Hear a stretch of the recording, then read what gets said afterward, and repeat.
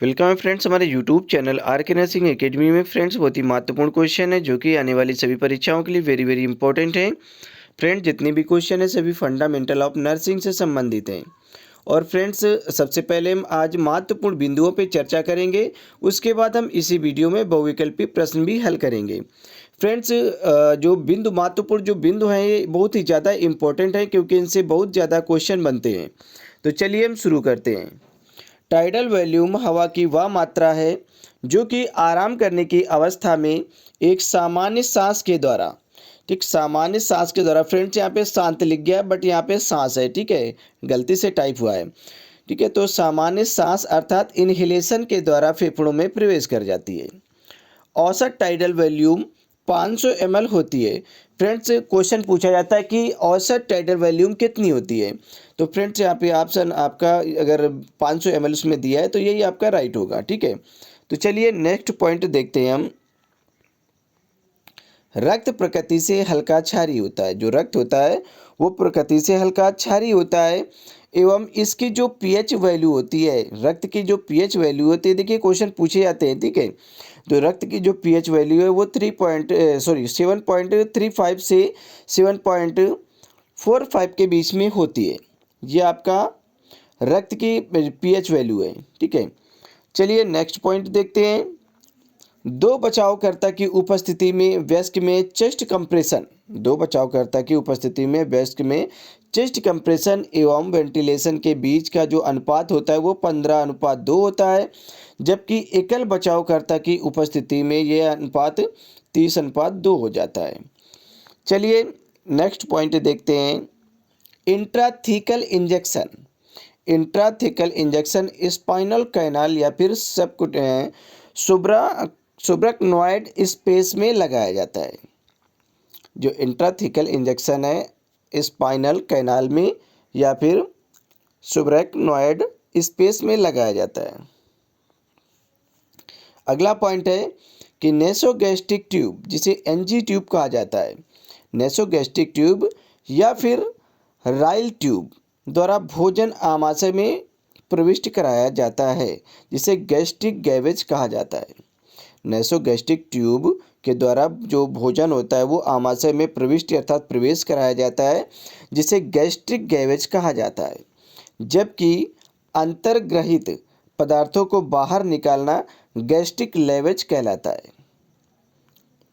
Gastric lavage कहलाता है। देखिए यहाँ पे गैवेज है और यहाँ पे लेवेज है, ठीक है। गैवेज का मतलब कि प्रविष्ट कराना अंदर, मतलब आमाशय में अंदर प्रविष्ट भोजन प्रविष्ट कराने को गैस्ट्रिक गैवेज कहा जाता है, और जब वही भोजन को बाहर निकाला जाता है तो उसे गैस्ट्रिक लेवेज कहा जाता है, ठीक है। तो इन पे ध्यान देना है आपको। तो चलिए नेक्स्ट अगला पॉइंट है central line catheterization. Central line catheterization के लिए सबसे सामान्य स्थान गर्दन में इंटरनल जुगुलर वेन है, इसलिए अन्य स्थान हैं वक्ष में सबक्लेवियन या फिर ऑक्सिलरी वेन, ग्रोविन में फेमोरल वेन। नेक्स्ट पॉइंट है peripherally inserted central catheterization. Peripheral inserted central catheterization जिसे PICC कहा जाता है। इनको फ्लश करने के लिए देखिए इनका जो PICC लिखा जाता है तो इसी का पूरा नाम लिख दिया गया है यहाँ पे, पेरीफेरली इंसर्टेड सेंट्रल कैथेटराइजेशन, ठीक है, को फ्लश करने के लिए 5 cc, ठीक है, 5 cc सिरिंज का उपयोग करते हैं। चलिए अब नेक्स्ट पॉइंट देखते हैं यहाँ पे नेजल कैनुला। नेजल कैनुला में ऑक्सीजन की फ्लो रेट, जो नेजल कैनुला होती है उसमें ऑक्सीजन की जो फ्लो रेट होती है वो 1 से 4 लीटर पर मिनट होती है। फ्रेंड्स क्वेश्चन आता है कि नेजल कैनुला में ऑक्सीजन की जो फ्लो रेट है वो कितनी होती है। तो फ्रेंड्स अगर ऑप्शन पे दिया गया है 1 से 4 लीटर तो यही आपका सही होगा, 1 से 4 लीटर पर मिनट होती है।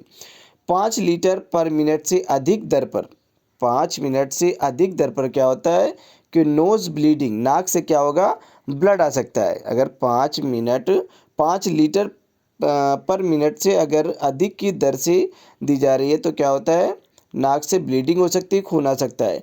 ड्राइंग ऑफ नजल पासेज, ठीक है, जो जिससे आपका जो ऑक्सीजन है सप्लाई हो रहा है क्या सूख भी सकती है, एवं डिस्कम्फर्ट की संभावना रहती है, ठीक है, आपको डिस्कम्फर्ट महसूस होगा। और चलिए नेक्स्ट पॉइंट देखते हैं यहाँ पे हम। क्रोमिक कैटगट, क्रोमिक कैटगट का अवशोषण समय 60 से 90 दिन का होता है। जो क्रोमिक कैटगट का जो अवशोषण का समय होता है वो क्या होता है, 60 से 90 दिन का होता है। Plain gut suture, plain gut suture का जो अवशोषण होता है वो 60 से 70 दिन का होता है। फ्रेंड्स सभी पॉइंट को आप अच्छे से देखेंगे क्योंकि बहुत ज़्यादा क्वेश्चन इनसे बनते हैं और सभी क्वेश्चन इन्हीं से बनते हैं, कोई बाहर से क्वेश्चन नहीं आता है। एनेस्थेसिया, एनेस्थेसिया के बाद क्लियर फ्लूइड देने से पूर्व गैग रिफ्लेक्स की जांच की जाती है। फ्रेंड्स आप इसकी मत करें और पूरे वीडियो में लास्ट तक बने रहें क्योंकि हम आगे अभी बहुविकल्पी प्रश्नों को भी हल करेंगे। एनेस्थीसिया, एनेस्थीसिया क्या होती है, मतलब एक बेहोशी होती है, ठीक है। एनेस्थीसिया के बाद क्लियर फ्लूइड देने से पूर्व गैग रिफ्लेक्स की जांच की जाती है। गैग रिफ्लेक्स मौजूद होने पर ही क्लियर फ्लूइड देना शुरू करते हैं, अन्यथा एस्पायरेशन की संभावना रहती है। चलिए नेक्स्ट पॉइंट है, इंट्रासेल्युलर फ्लूइड में सबसे अधिक पाया जाने वाला धनायन पोटेशियम होता है और एवं ऋणायन क्या होता है, ये फास्फेट होता है। चलिए नेक्स्ट पॉइंट देखते हैं हम। हाइपोटेंशन में आइसोटोनिक सॉल्यूशन रिंगर लैक्टेट दिया जाता है। हाइपोटेंशन जब होता है तो क्या होता है कि आइसोटोनिक सॉल्यूशन रिंगर लैक्टेट दिया जाता है। चलिए अगला पॉइंट देखते हैं। Polyester suture non absorbable suture होते हैं। जो पॉलिस्टर जो सूचर होते हैं, ठीक है, टाके होते हैं, पॉलिस्टर के जो टाके होते हैं ये क्या होते हैं, नॉन एब्जॉर्बेबल सूचर होते हैं। अन्य नॉन एब्जॉर्बेबल सूचर इस प्रकार हैं, देख लें यहाँ पे, नायलॉन हो गया, पीवीडीएफ हो गया, पॉलीप्रोफाइलिन हो गया, सिल्क एवं एसएस सूचर हैं। चलिए नेक्स्ट क्वेश्चन देखते हैं। नेक्स्ट पॉइंट है यहाँ पे, वोवेल साउंड का सुनाई देना, वोवेल साउंड का सुनाई देना पेरिस्टल्टिक मूवमेंट प्रारंभ होने का संकेत होता है। वोवेल साउंड का सुनाई देना पेरिस्टल्टिक मूवमेंट का प्रारंभ होना या प्रारंभ होने का संकेत होता है। अतः वोवेल साउंड सुनाई देने पर क्लियर फ्लूइड प्रारंभ किया जा सकता है। वोवेल साउंड सुनाई देने पर क्या होता है कि क्लियर फ्लूइड देना शुरू कर सकते हैं। चलिए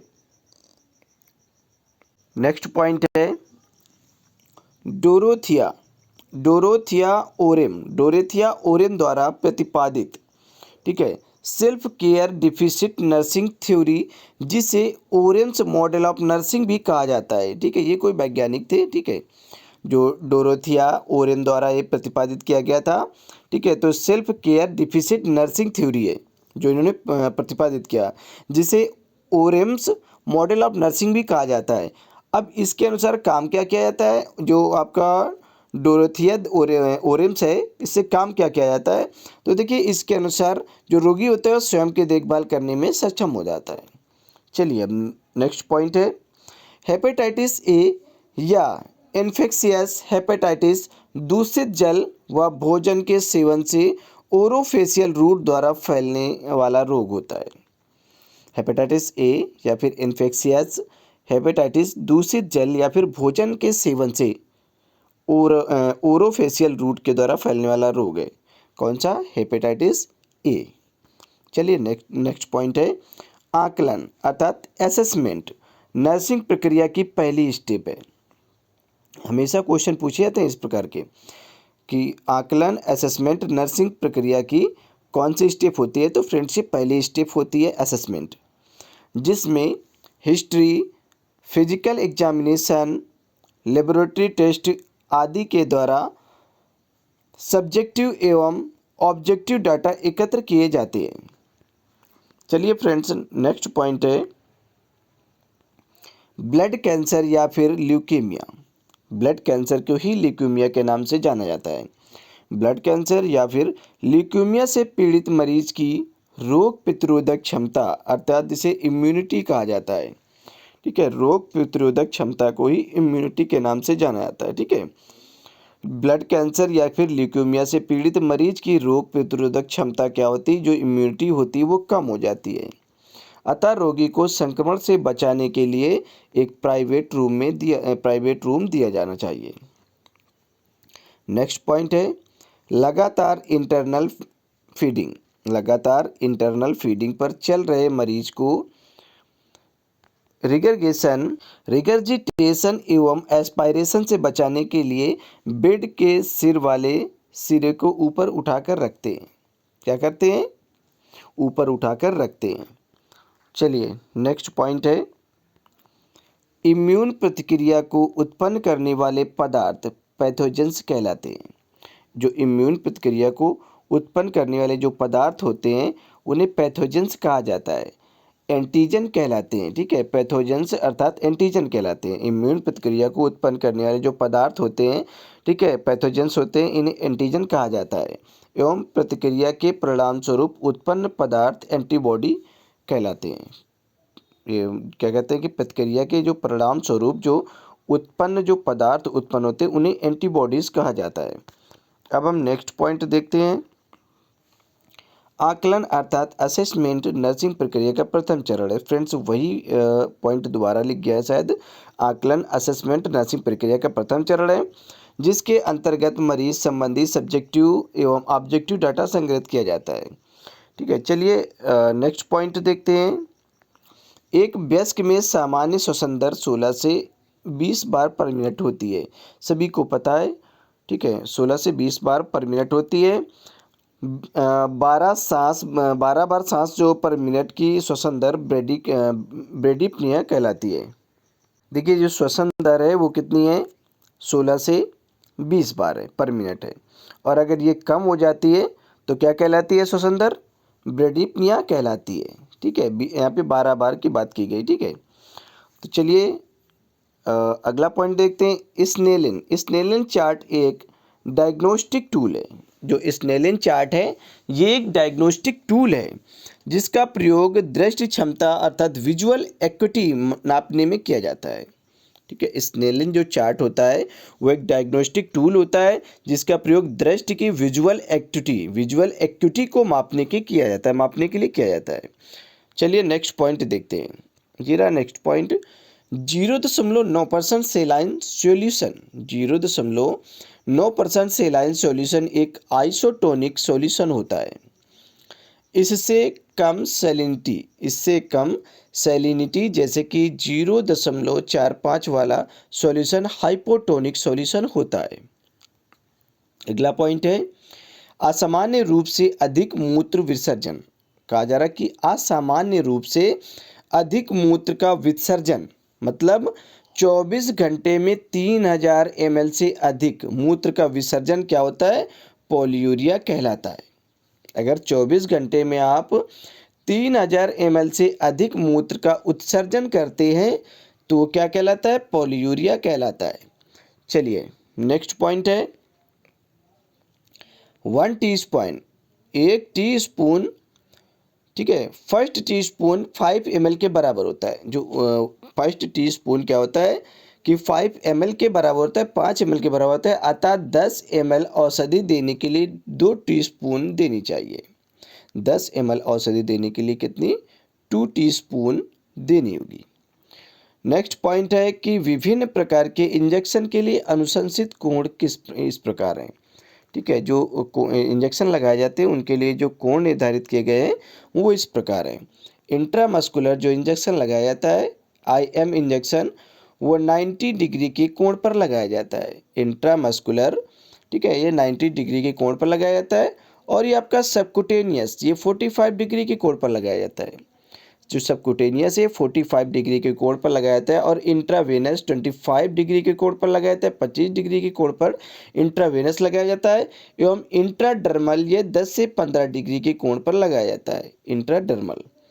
चलिए नेक्स्ट पॉइंट है पेडल पल्स डोर्सैलिस। पेडल पल्स हो गया, डॉर्सलिस हो गया, डॉर्सलिस पेडिस ऑर्टरी पर चेक की जाती है। पेडल पल्स डॉर्सलिस पेडिस ऑर्टरी पर चेक की जाती है, जो कि पैर के ऊपर स्थित होती है।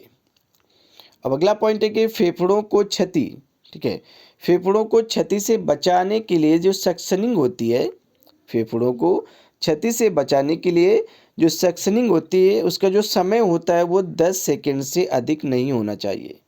ठीक है, फेफड़ों को क्षति से बचाने के लिए सक्शनिंग 10 सेकंड से अधिक नहीं होनी चाहिए। चलिए नेक्स्ट पॉइंट है बैक्टीरियल न्यूमोनिया। बैक्टीरियल न्यूमोनिया एक रेस्पायरेटरी रूट द्वारा संचारित होने वाला संक्रमण है।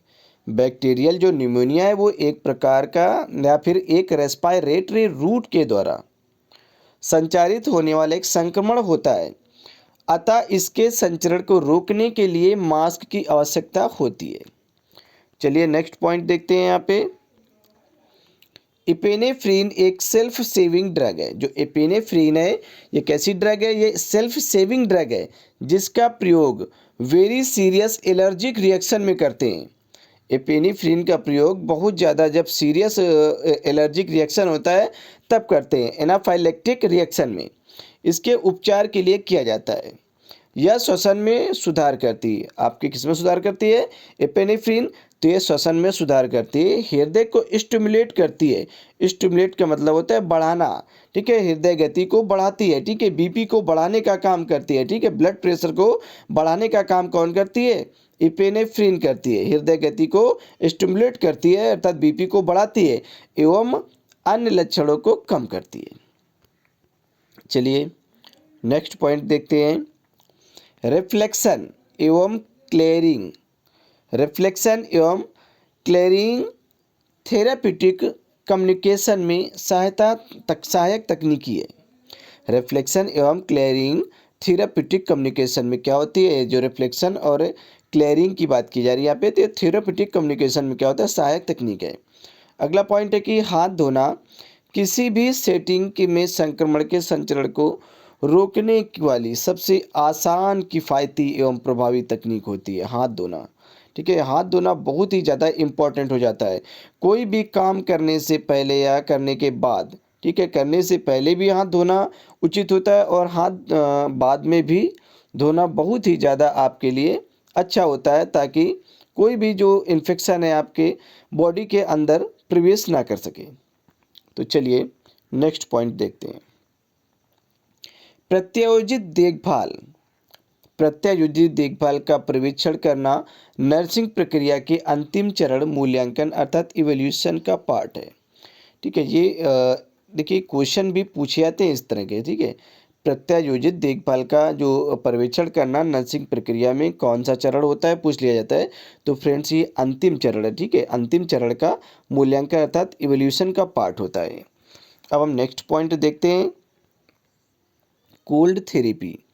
कोल्ड थेरेपी रक्त वाहिकाओं को संकुचित कर, जो कोल्ड थेरेपी होती है वो रक्त वाहिकाओं को संकुचित करके रक्त परिसंचरण को कम करती है, जबकि हॉट थेरेपी रक्त वाहिकाओं को विस्तारित कर रक्त परिसंचरण में वृद्धि करती है।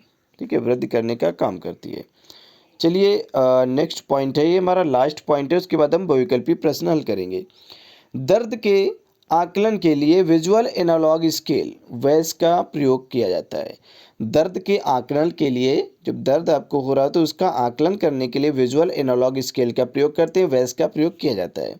तो चलिए अब हम देखते हैं बहुविकल्पी प्रश्न।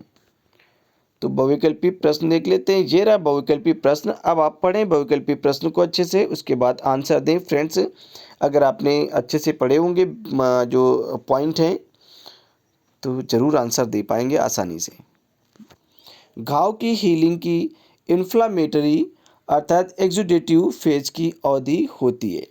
बताएं यहाँ पे क्या होगा इसका राइट आंसर। घाव की हीलिंग की इन्फ्लामेटरी अर्थात एक्सुडेटिव फेज की अवधि कितनी होती है? तो फ्रेंड्स यहाँ पे ऑप्शन डी आपका राइट होगा, 1 से 4 दिन होती है। ठीक है, ऑप्शन डी आपका राइट है, 1 से 4 दिन।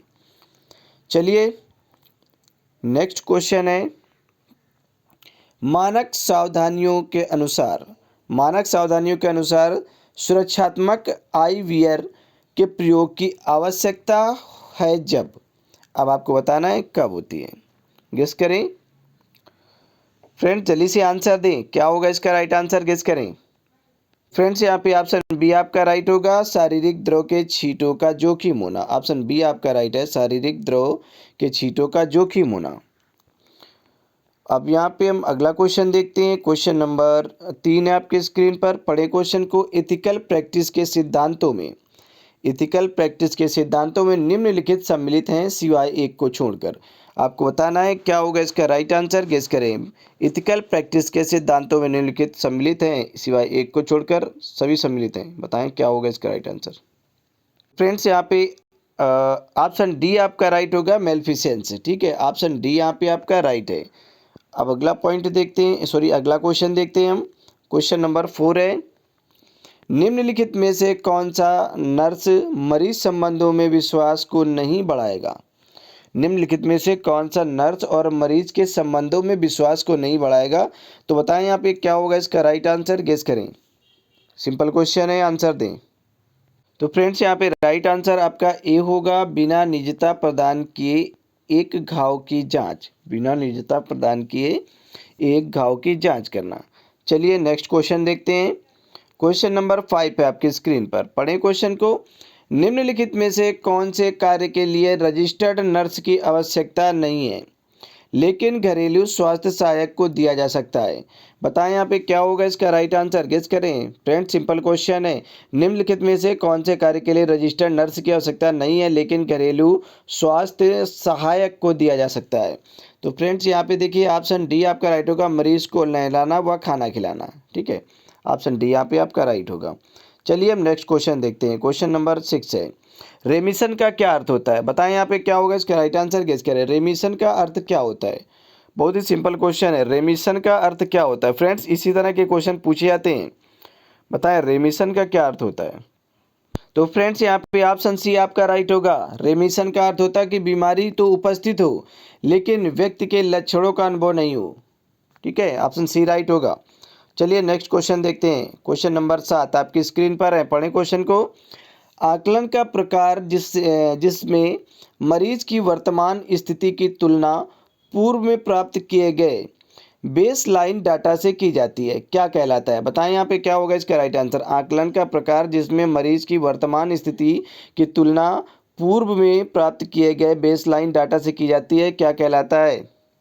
तो फ्रेंड्स यहाँ पे ऑप्शन डी आपका राइट होगा, टाइम लेफ्ट पुनर्भाकलन। ठीक है, टाइम लेफ्ट पुनर्भाकलन, ऑप्शन डी आपका राइट है। अब यहाँ पे हम नेक्स्ट क्वेश्चन देखते हैं। क्वेश्चन नंबर 8 है आपकी स्क्रीन पर। पढ़ें क्वेश्चन को।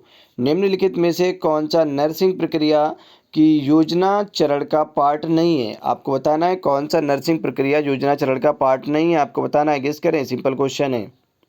तो फ्रेंड्स यहाँ पे ऑप्शन ए आपका राइट होगा, प्रत्यायोजित देखभाल का पर्यवेक्षण करना। ऑप्शन ए राइट है। चलिए फ्रेंड नेक्स्ट क्वेश्चन देखते हैं। क्वेश्चन 9 है। पढ़े क्वेश्चन को। 3 पार्ट डायग्नोस्टिक स्टेटमेंट जैसे समस्या, कारण, चिन्ह, लक्षण फॉर्मेट का लाभ क्या है। बताएं क्या होगा इसका right answer. 3 part diagnostic statement जैसे समस्या, कारण, चिन्ह, लक्षण, इस फॉर्मेट का लाभ क्या होता है। तो आपको बताना है क्या होगा इसका राइट आंसर, गेस करें। PES, गेस करें क्या होगा। तो फ्रेंड्स यहाँ पे ऑप्शन सी आपका राइट होगा, यह स्वास्थ्य देखभाल की लागत को कम करता है। ठीक है, यह स्वास्थ्य देखभाल की लागत को कम करने का काम करता है। चलिए नेक्स्ट क्वेश्चन है। नेक्स्ट क्वेश्चन हमारा 10 नंबर आपकी स्क्रीन पर है। निम्नलिखित में से कौन सा एक अनइंटेंशनल टॉट का उदाहरण है। बताएं यहाँ पे क्या होगा इसका राइट आंसर। निम्नलिखित में से कौन सा अनइंटेंशनल टॉट का उदाहरण है। फ्रेंड्स आप पढ़ चुके हैं ये क्वेश्चन। ठीक है, ज़्यादातर क्वेश्चन आप इसमें पढ़ चुके हैं, सभी क्वेश्चन कई बार हम हल करा चुके हैं। तो फ्रेंड्स यहाँ पे देखिए ऑप्शन डी आपका राइट होगा, लापरवाही करना। ठीक है, ऑप्शन डी आपका राइट है। चलिए नेक्स्ट क्वेश्चन देखते हैं। क्वेश्चन नंबर 11 आपकी स्क्रीन पर है। क्वेश्चन को पढ़ें। दस्तावेज जो कि विशेष परिस्थितियों में सामान्यतः जब चिकित्सक तुरंत उपलब्ध ना हो नर्स को विशिष्ट एक्शन लेने का अधिकार प्रदान करता है, क्या कहलाता है। गेस करें यहाँ पे क्या होगा इसका राइट आंसर, गेस करें। तो देखिए फ्रेंड्स यहाँ पे ऑप्शन आपका डी राइट होगा, स्टैंडिंग ऑर्डर कहलाता है। ऑप्शन डी यहाँ पे आपका राइट है। फ्रेंड्स क्वेश्चन को अच्छे से पढ़ लें, समझ लें, तभी आंसर दें। चलिए नेक्स्ट क्वेश्चन देखते हैं। क्वेश्चन नंबर 12 आपकी स्क्रीन पर है।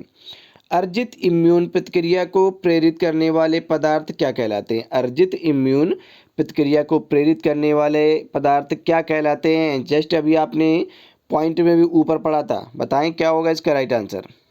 फ्रेंड्स यहाँ पे एंटीजेंस कहलाते हैं, ठीक है। ऑप्शन ए यहाँ पे आपका राइट होगा। जस्ट आप पढ़ के ऊपर अभी पढ़ के आए हैं, ठीक है। जिन्होंने अच्छे से पढ़ा होगा पॉइंटों को, वो आंसर आसानी से दे पाएगा। तो चलिए नेक्स्ट क्वेश्चन देखते हैं। गंध के बोध, सेंस ऑफ स्मेल की हानि क्या कहलाती है? आपको बताना है क्या होगा इसका राइट आंसर, गेस करें। बहुत ही अच्छा क्वेश्चन है। गंध के बोध की हानि क्या कहलाती है? तो देखिए फ्रेंड्स यहाँ पे एनोस्मिया कहलाती है। ऑप्शन बी आपका राइट होगा। गंध के बोध की जो हानि होती है इसे एनोस्मिया कहा जाता है। ऑप्शन बी यहाँ पे आपका राइट है। चलिए नेक्स्ट क्वेश्चन देखते हैं। क्वेश्चन नंबर 14 है आपकी स्क्रीन पर, पढ़ें क्वेश्चन को।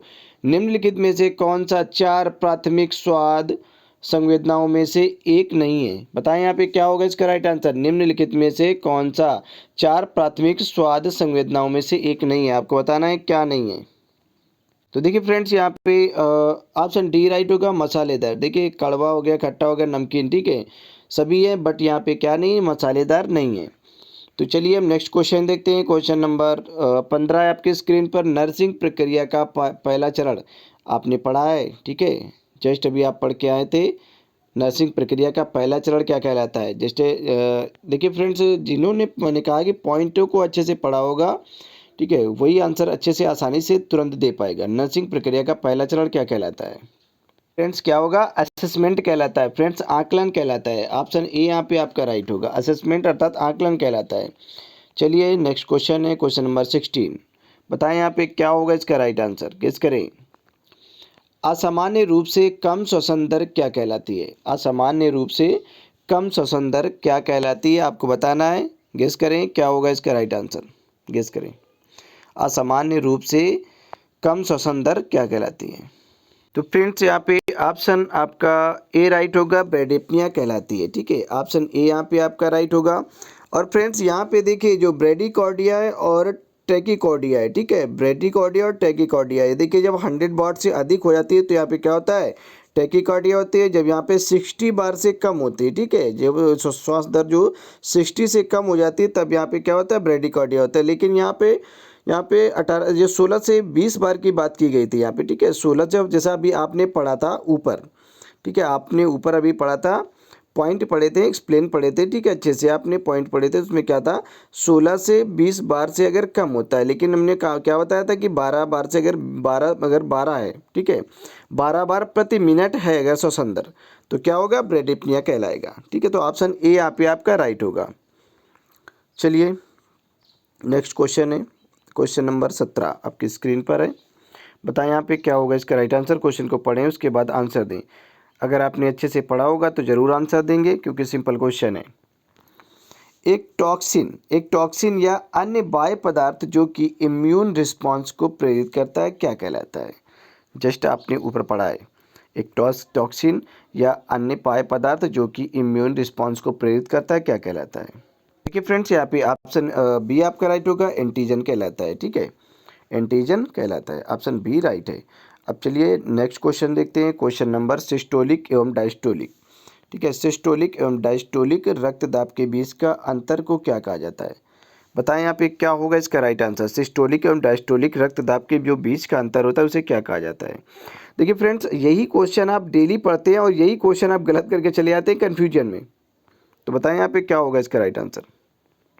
फ्रेंड्स यहाँ पे ऑप्शन डी आपका राइट होगा, पल्स प्रेशर कहलाता है, ठीक है, ऑप्शन डी आपका राइट होगा। सिस्टोलिक और डायस्टोलिक के बीच के जो रक्तदाब होता है उसके बीच के अंतर को पल्स प्रेशर कहा जाता है, ठीक है, पल्स प्रेशर। चलिए नेक्स्ट क्वेश्चन देखते हैं। क्वेश्चन नंबर 19 है, पढ़ें क्वेश्चन को। पीड़ा से मुक्ति के लिए अंत करना व्यक्ति के जीवन का जानबूझकर अंत करना क्या कहलाता है? देखिए फ्रेंड्स इसमें कहा जा रहा है कि पीड़ा से मुक्ति के लिए, कोई व्यक्ति बहुत ज़्यादा परेशान है, पीड़ा है उसे, बहुत ज़्यादा बीमार रहता है, तो ठीक है, वो मतलब अपने आप को ख़त्म करना चाहता है, ठीक है, पीड़ा से परेशान होकर, ठीक है, पीड़ा से परेशान होकर मतलब व्यक्ति जीवन को, अपने जीवन को जानबूझकर खत्म करना चाहता है, अंत करना चाहता है, तो उसे क्या कहा जाएगा? ये बात यहाँ पे पूछी जा रही है, आपको बताना है। जिसे हम लोग कहते हैं आत्महत्या, ठीक है, सुसाइड कहते हैं, ठीक है। तो अपने जीवन से परेशान होकर जानबूझकर वो अपनी जान देता है, तो उसे क्या कहा जाएगा? तो फ्रेंड्स यहाँ पे यूथेनेसिया कहा जाएगा, ठीक है। ऑप्शन सी यहाँ पे आपका राइट है, यूथेनेसिया। यहाँ पे सुसाइड नहीं कहा जाएगा, यूथेनेसिया कहा जाएगा, क्योंकि पीड़ा से मुक्ति, ठीक है, पीड़ा से मुक्ति पाने के लिए उसने ऐसा किया है, ठीक है। अंत करना, पीड़ा से मुक्ति के लिए किसी का अंत करना, या फिर व्यक्ति के जीवन का जानबूझकर अंत करना, ये तो यूथेनेसिया कहलाता है, ठीक है। ऑप्शन सी यहाँ पे आपका राइट होगा। चलिए फ्रेंड्स, 20 नंबर क्वेश्चन है, पढ़ें क्वेश्चन को। स्नेलन, ठीक है, स्नेलन चार्ट का प्रयोग किया जाता है में विकार में आकलन के लिए किया जाता है। बताएं फ्रेंड्स किस में आकलन किया गया? स्नेलन जो चार्ट है ये फ्रेंड्स ऑप्शन सी आपका राइट होगा, आँख में किया जाता है। स्नेलन चार्ट का प्रयोग आँख में किया जाता है, या आँख में किया जाता है। इसके आँख में विकार का आकलन करने के लिए आता है। यहाँ पे फ्रेंड्स थोड़ा डिसऑर्डर हुआ है लिखने में, ठीक है। स्नेलन चार्ट का जो प्रयोग है वो आँख के आकलन में किया जाता है, ठीक है। तो फ्रेंड्स ये हमारा लास्ट क्वेश्चन था। और फ्रेंड्स किसी को भी कोई भी प्रॉब्लम्स हो तो आप हमें हमारे व्हाट्सएप नंबर 8009031680 पर आप हमसे मैसेज करके पूछ सकते हैं, कोई भी क्वेश्चन पूछना हो। और फ्रेंड्स हमारी 2-3 दिन पहले तो पर डे लाइव क्लासेस होती थी, फ्री ऑफ कॉस्ट होती थी, बट अभी लाइव क्लासेस चलती है। थोड़ी सी प्रॉब्लम इस वजह से लाइव क्लासेस अभी नहीं हो पा रही, लेकिन शायद है कि 1-2 दिन में लाइव क्लासेस होती रहेंगी, बराबर अल्टरनेट होंगी। तो फ्रेंड्स जो भी कैंडिडेट इंटरेस्टेड हो वो हमारे व्हाट्सएप नंबर पर हमें हाई लिखे और अपना नाम लिखिए, अपने ज़िले का नाम, अपनी क्वालिफ़िकेशन, हम उसको ग्रुप में ऐड कर देंगे, ठीक है। और जैसे ही क्या कहते हैं क्लास स्टार्ट होती है, लाइव क्लासेस स्टार्ट होती है, हम आपको ग्रुप के माध्यम से लिंक देंगे, आप डायरेक्ट आकर लाइव हो सकते हैं, ठीक है। तो फ्रेंड्स मिलते हैं फिर किसी नेक्स्ट वीडियो में, तब तक के लिए बाय बाय, टेक केयर।